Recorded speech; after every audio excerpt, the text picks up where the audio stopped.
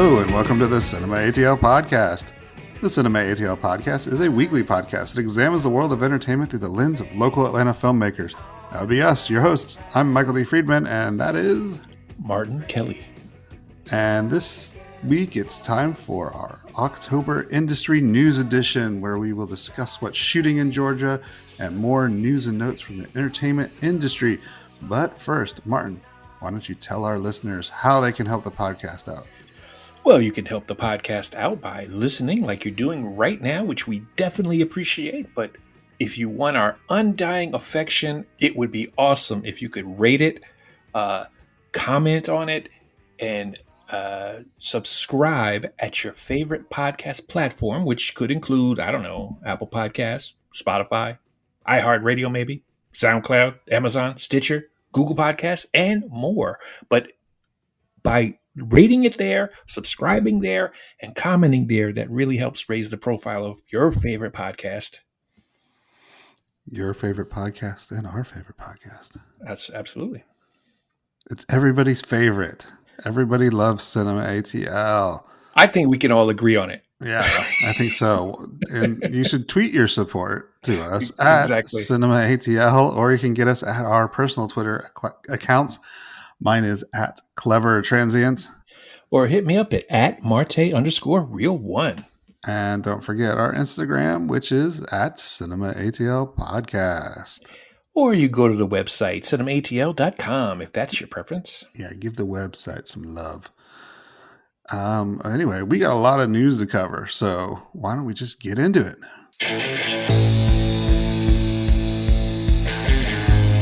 Cool. So welcome back to another edition of Cinema ATL Industry News. It still feels good to be saying that because it feels like, it's still relatively new, even though we've done a couple of these in a row. But first, what we'll do is we're going to discuss some news and notes from around the film and TV industry. It's a little different. We usually do the other stuff first, but we're going to do it this way just because there's a lot of big news. Then we're going to jump into some new and upcoming releases that were filmed here in Georgia. And finally, we're going to talk about stuff that's shooting right now in Georgia, which we will eventually talk about as it comes out. So you'll see that pattern coming soon. Right. And just a reminder, when you hear us talk about some of the stuff that's shooting or upcoming, you can always check the Georgia Film Help Wanted hotline at georgia.org for more information if you want to get on board one of these projects that's shooting now. Check it out. Absolutely. All right. So first, we're going to jump into the news and notes section. And unfortunately, I'm having to start with some sad news.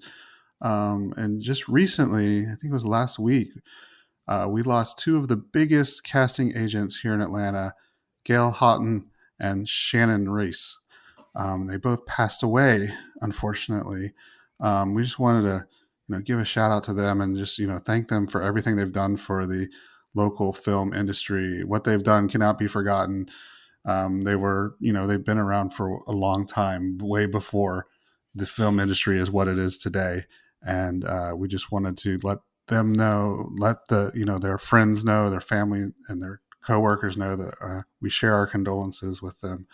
And it's a sad news story to start on, but yeah, definitely, definitely support them. Definitely, and I know they touched a lot of people's lives in the film industry, and like you mentioned, they've been doing it quite a while, well before the current wave of industry being in Atlanta. So they really put in the work, and will be missed by their friends and family for sure. Definitely. So next is. It could be bad news too, or good news. Hopefully it works out well. Good news. Yeah, exactly. But it is big news, and it's all about the impending IATSE strike. And IATSE, for those maybe not aware, is the International Alliance of Theatrical Stage Employees, meaning the crew, the crew members.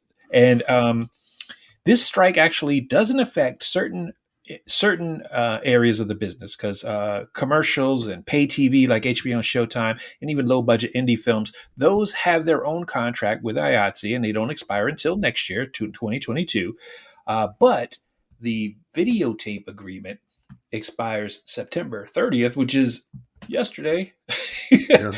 And the extension of the Teamsters Local 399 contract expires October 15th, which is just a couple of weeks away. And then the New York Studio Mechanics agreement expires the 31st.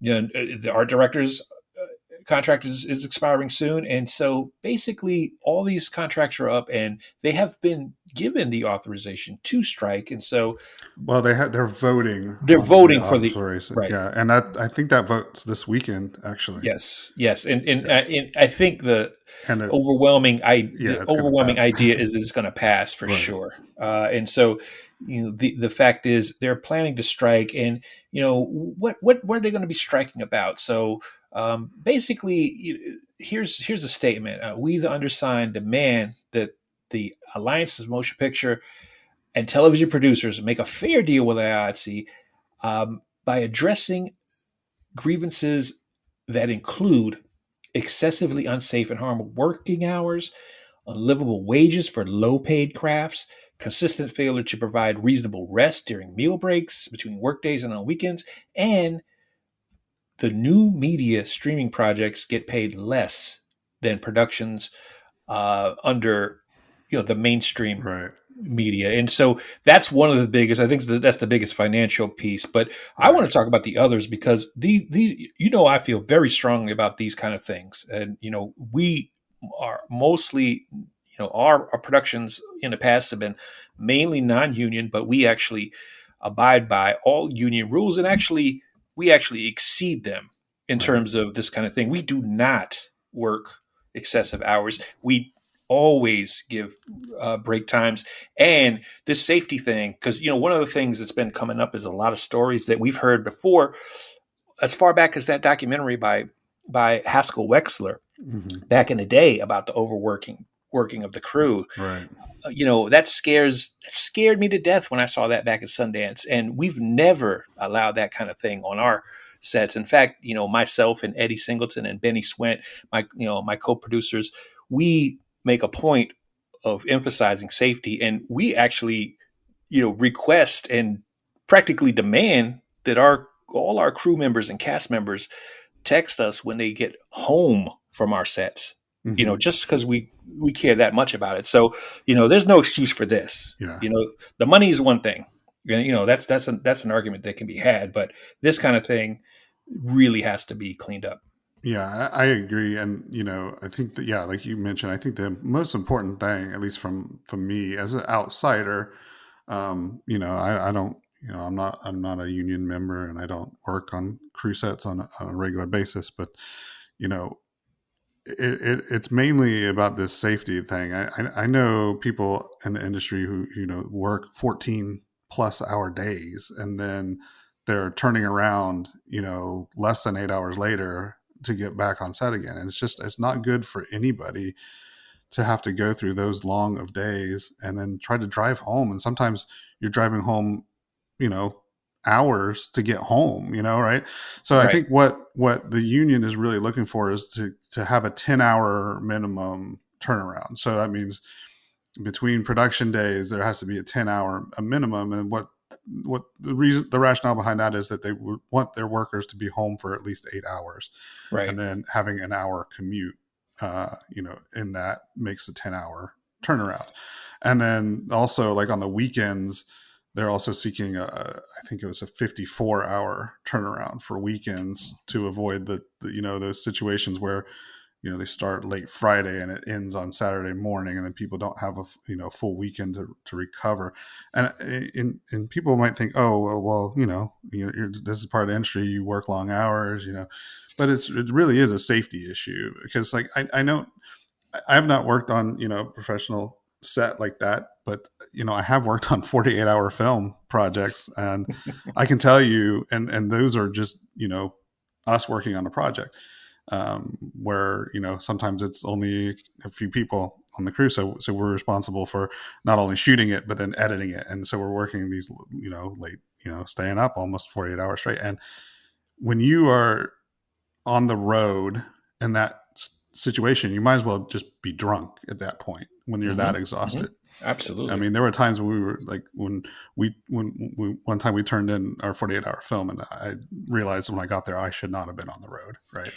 So Yeah. it's those things that really are important. And then the other thing that you mentioned the money issue, especially for these streaming services where they're not paying people the right scale because they were put into the agreement when these Right. streaming The- services the- were smaller, so yes. that there's these streaming services like Netflix is not exempt from it anymore. They're considered big because I think you have to have like 20 million subscribers.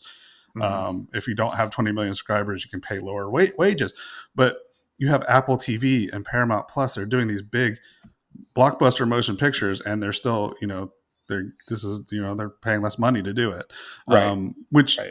they originally wanted to help streaming services out, but it's really kind of time now that the streaming has reached its full, Well, it's outgrown. Yeah, peak. it's Yeah, outgrown its usefulness because these, the streaming, especially since the conditions of the last year and a half, right, have been proven to be the actual industry. In so many ways. So exactly, so this is the industry. So it's outmoded to give them that kind of a break. right, It's just time for that to end because you cannot make it an excuse for those type of streamers that are that high profile and still making those type of projects and yet treat them worse than a low budget a low right. budget film, that kind of thing.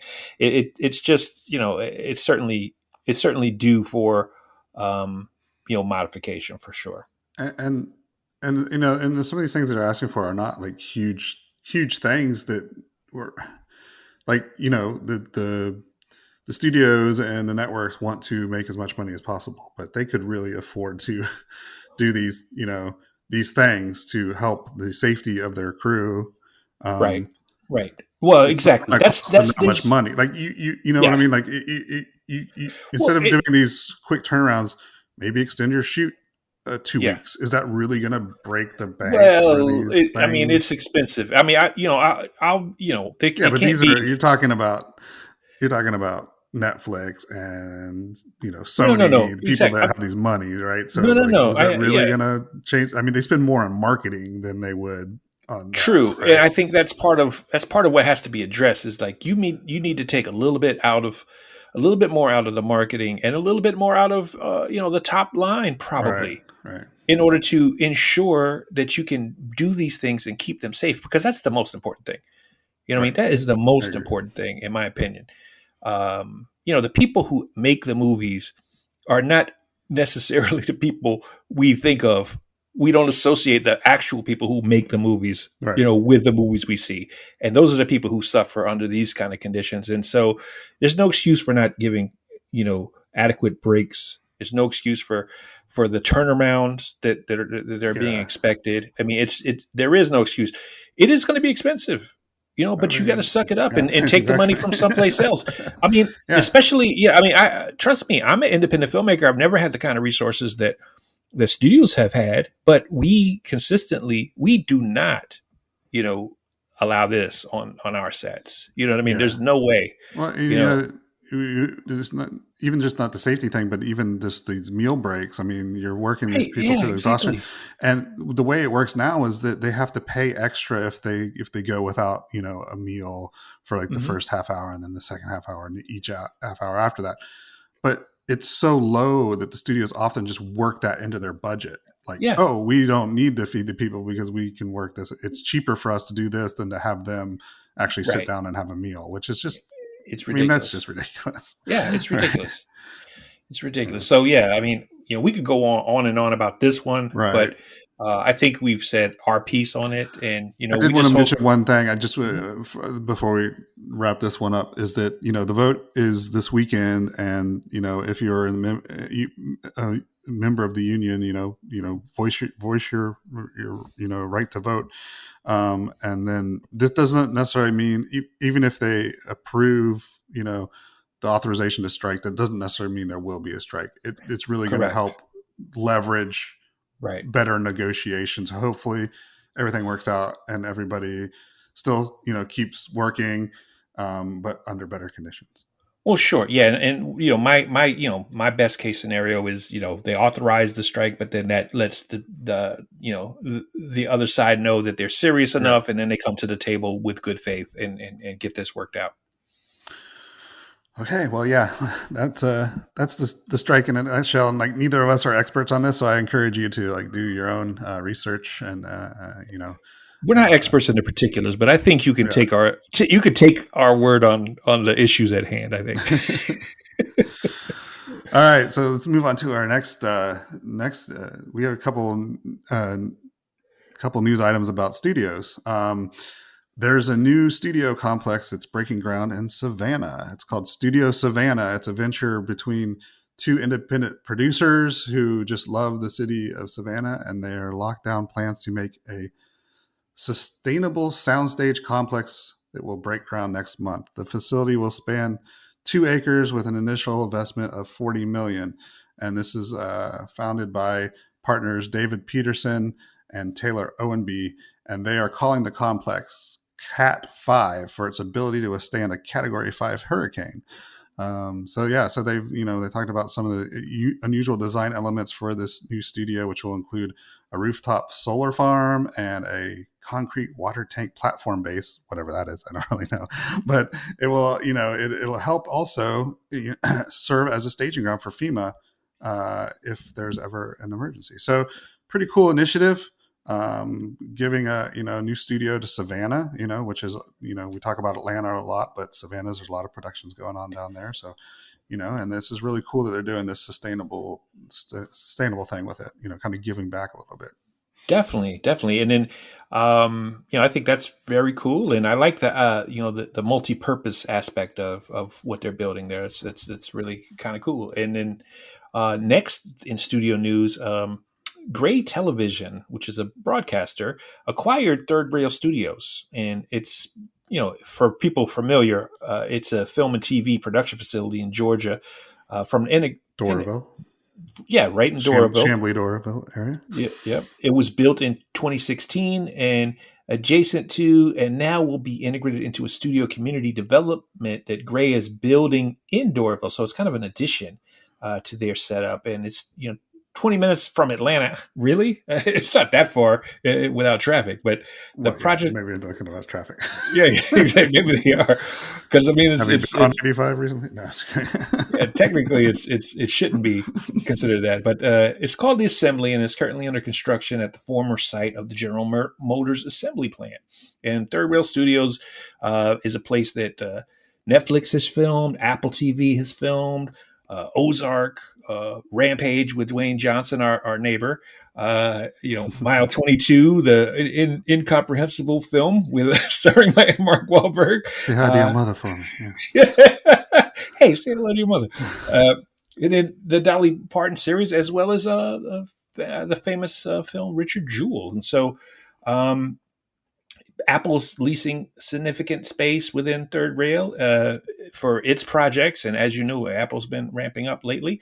And Atlanta-based Swirl Films is going to occupy one of the stages. And, Swirl Films produces lots of television movie content. So that is big news in terms of just sort of change of ownership. And of course, the growth of Gray Television because they're, really, really creating a huge space to film. Yeah, that's cool. I used to live very close to there. It was cool to see that area finally.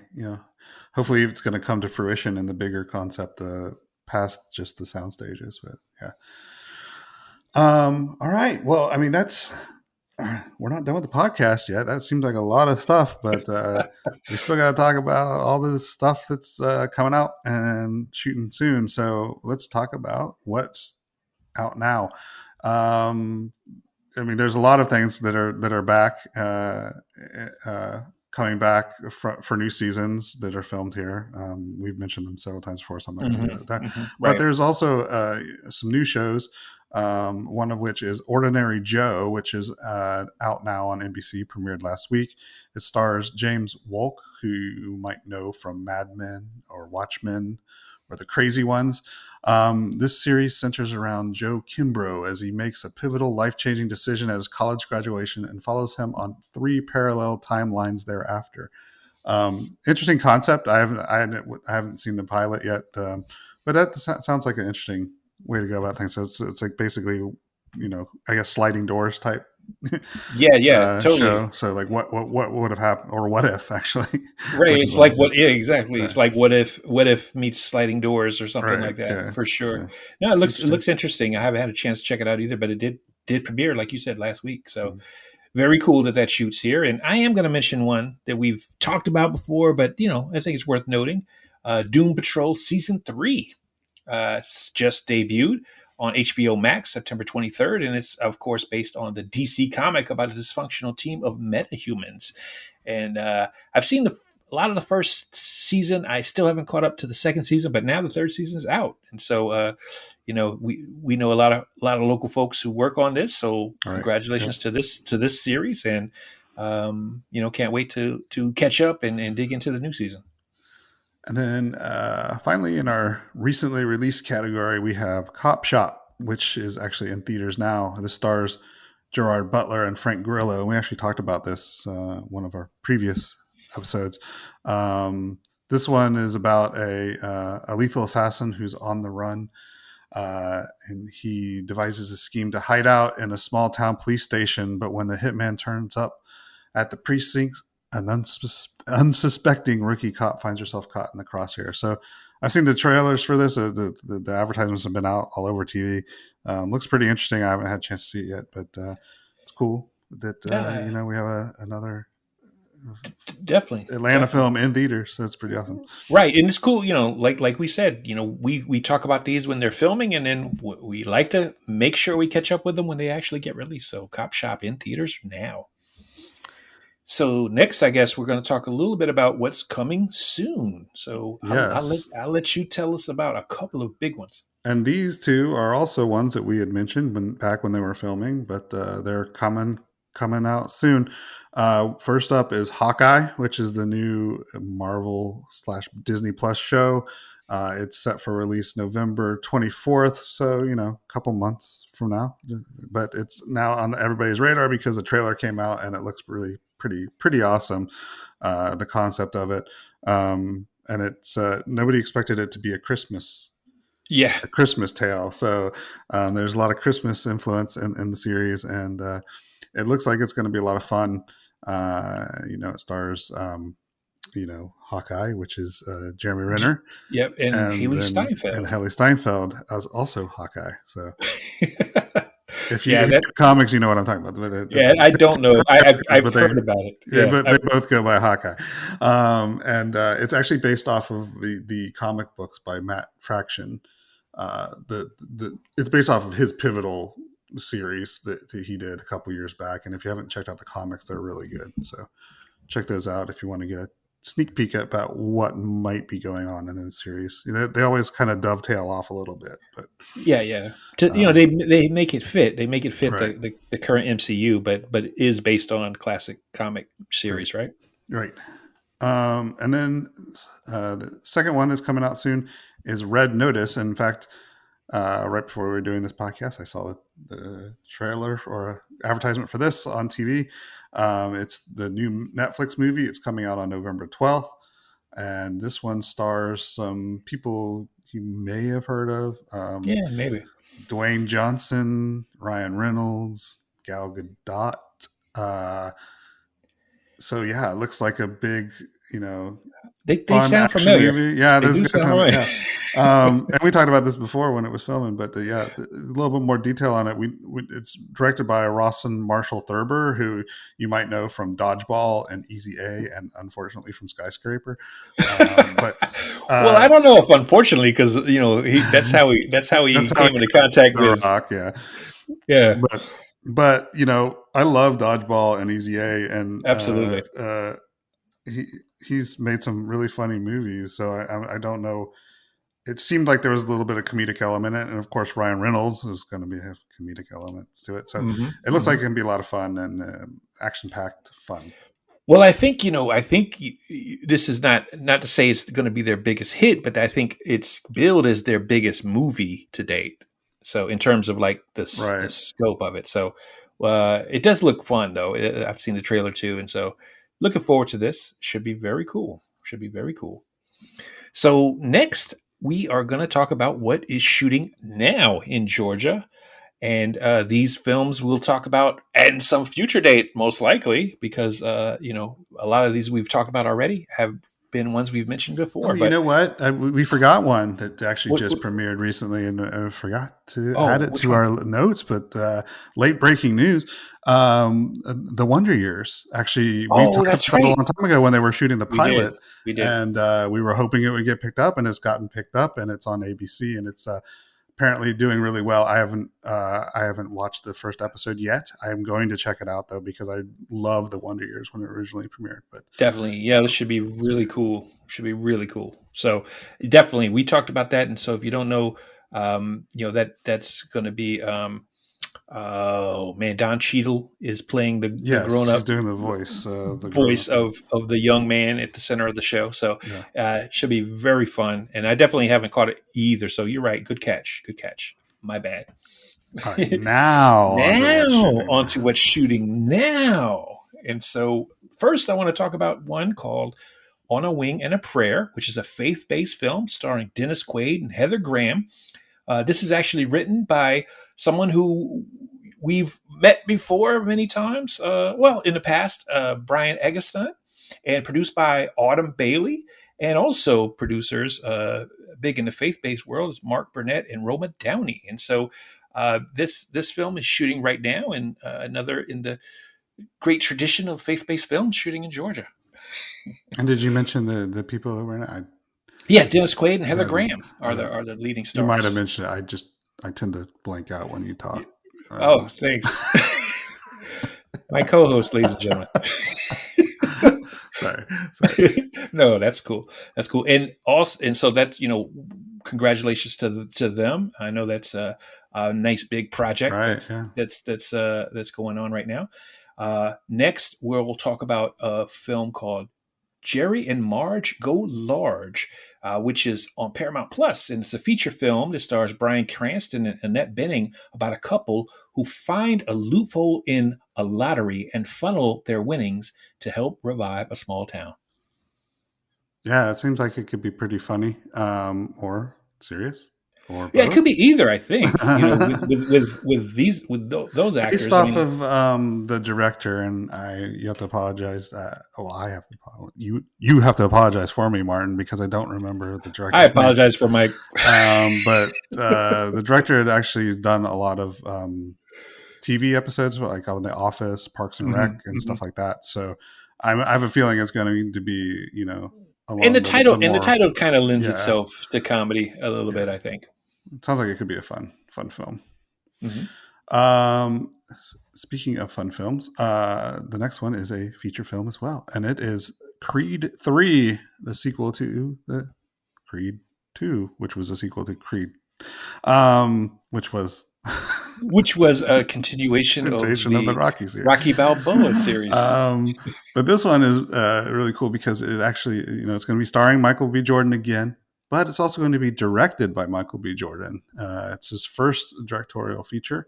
And steering off from the Rocky series, which originated, this one actually will not star Sylvester Stallone in it. So it'll be interesting to see where they take it. But I've heard that most of the rest of the cast is going to be back. So we'll see where they go with that. And this one's also written by Keenan Coogler, who is Ryan Ryan Coogler's Coogler's brother, brother, yeah.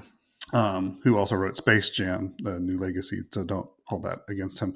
Um, and Zach Balin, who actually wrote the upcoming King Richard movie, which is the Will Smith one about Venus and Yes. Serena Mhm. Williams' father, which the trailer for that, if you haven't seen it yet, I mean, the trailer itself like almost put me to tears. So It looks, they've yeah, it done looks, a great job of cutting that trailer. yeah, So it does look really cool. So this could really be something. yeah, Obviously we're both big fans of the Creed series, actually, right, yeah. and Michael B. Jordan. It's great. It's great that he's getting his shot to direct. So I Looking mean, forward I to think this. he's got. I have nothing to base this off of, but just the fact that he's just very talented, I think he's going to do a great job with it. So, Yeah, he strikes. I mean, he strikes me as somebody who's very serious about very, his craft. very You know what I talented, mean? very, very dedicated to what he's Yeah. doing. So, So yeah, I'm expecting, I'm expecting him to do well, a lot like Ben Affleck did really well. When he started directing movies. So hopefully, it's in this. Kevin Costner. There's a long line of right. you know talented actors Clint who are Eastwood, who's still right. No, making no, movies into totally, his totally. 90s. Yeah, Yeah, yeah. But yeah, it's all these fellows and young women, and they sometimes make really wonderful filmmakers. So looking forward to it for sure. Next is Lyle Crocodile, which stars Javier Bardem and Constance Wu in the adaptation of the children's novel. Now it is shot some in NYC, but also uh, in Atlanta. So it's kind of a dual production. But Lyle Crocodile is kind of a fun children's title, and so some big names associated with it. So hopefully this will be a fun movie. yeah. When you mentioned Lyle Crocodile, Javier Bardem was not the first person that came to Well, mind. that's what stuck out to me is like Lyle Crocodile, like okay, children's material sounds Yeah, good, and then Javier yeah. Bardem, like what? You start to see like a Jim Carrey in there or something like that. Yeah, Ja- exactly. Javier Bardem is Lyle Is Crocodile. Lyle. You could scare the living stuffing out of the kids, I think, Yeah, but it's maybe about a not. crocodile that lives in New York. So I think they did a lot of the exteriors in New York, and now they're doing Right. the main production in Atlanta. So the next one we have up is called The Girl from Plainville, and this is a Hulu original series, and it's based off of the controversial 2014 crime in Massachusetts that became known as the texting suicide case. I don't know much about that, but I do know that this is shooting in Savannah. Speaking of Savannah, as Hmm. another major film hub, and it stars. It's got a good cast. It's got Elle Fanning in the lead role, and then Cara Buono from Stranger Things and Kai Lennox from Green Room are also in the cast. So it looks to be Yeah, very nice a very cast. Very nice interesting cast. tale. So Hmm. yeah, and Hulu's been Yeah, putting out that some was a really good stuff. So yeah, no, and totally that was a fascinating case too. So it could be really cool. Could be a good series. So next, that one's probably not funny and not for kids, but right, right, but the next one sounds very funny to me, and it's another right. Netflix feature.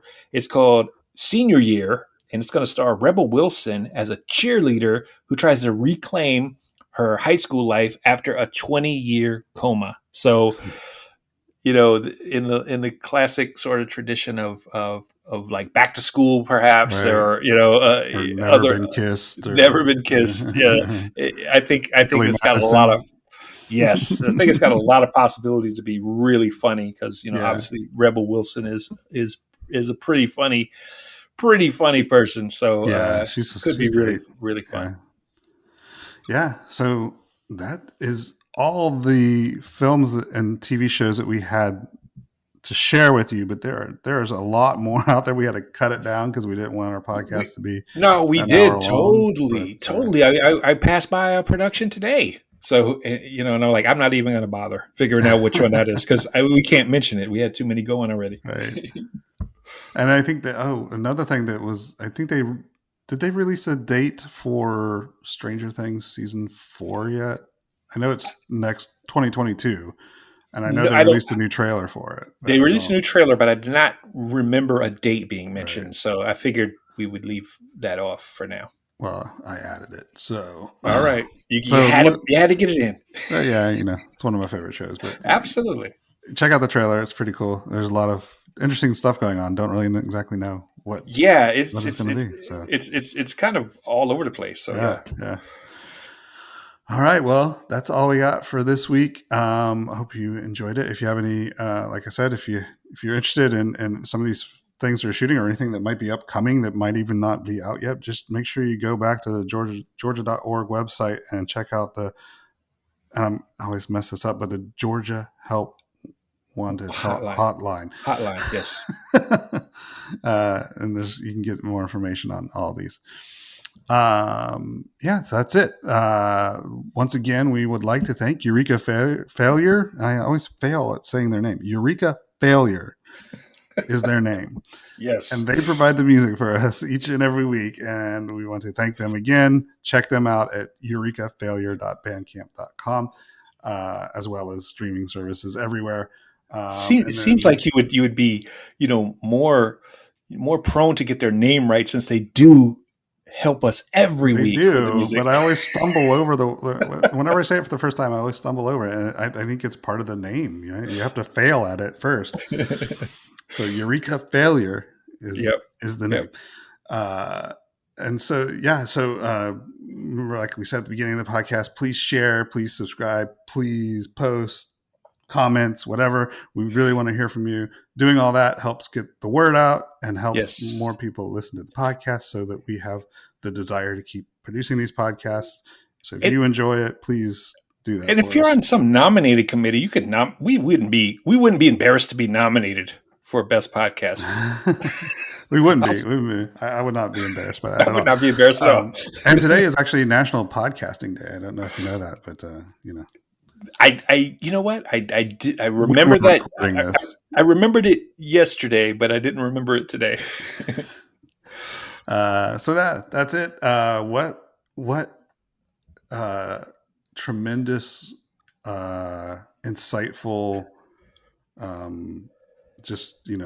what words of wisdom do you have, Martin, to leave us with, and don't let us down? Well, I'm gonna not to build you up. I'm gonna quote Walt Whitman here. Probably a good choice. Be curious, not judgmental. And I think right now we're in a time where we're way less curious than we need to be, and we're way more judgmental than we need to be. You're wrong, Martin. I'm judging that. You're just wrong. Well, I appreciate it. No, I totally agree. Yes. Think about things before you judge them.